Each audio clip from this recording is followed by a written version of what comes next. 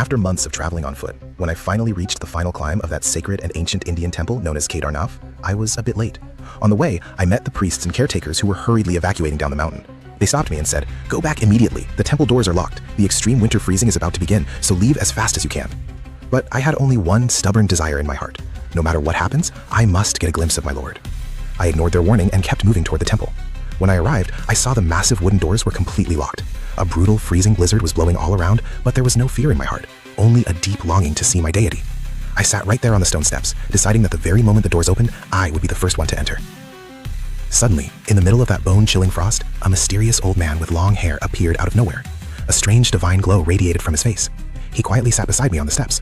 I was shivering violently from the cold, so he lit a small fire stove for me and handed me a small portion of simple food offering, the sacred prasadam. He started talking to me, and there was such profound peace in his words and such comfort in that fire that as we talked, I drifted into a deep and tranquil sleep. Suddenly, rough hands shook me awake. I opened my eyes, expecting to see a quiet, snowy morning, but instead, I was surrounded by a massive, stunned crowd of priests and caretakers looking at me as if they had seen a ghost. They asked me in sheer shock, "Who are you, and how long have you been sitting here?" I looked at them completely confused and said, "Yesterday evening, when the temple doors were being locked, I was a bit late, so I stayed here to wait for you all to return this morning and reopen the doors. I just went to sleep right here last night."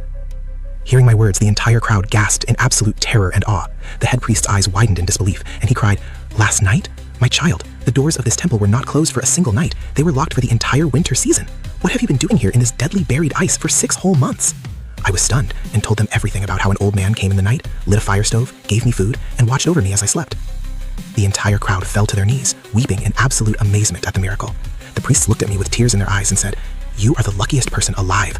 Why do you even need to enter the temple? The supreme deity himself manifested out here just to protect you. This entire valley was buried under deadly glaciers for 6 months, and you survived." People still analyze it and debate it today, but my heart knows the absolute truth of what happened that night. My Lord, who is known in ancient Indian culture as Mahakal, the ultimate master and controller of time and the cosmic cycle, had literally bent the entire fabric of time for me during that single night of devotion. What I thought was a simple portion of food sustained my hunger for 6 months, and that small fire stove gave me such supernatural warmth that even the brutal, deadly Himalayan winter couldn't touch a single hair on my body. Mahakal turned 6 months of absolute freezing death into just a single night of safe, peaceful sleep so that his devotee could live. This is the ultimate living miracle of my Lord. If this sacred mystery touched your heart, type faith in the comments.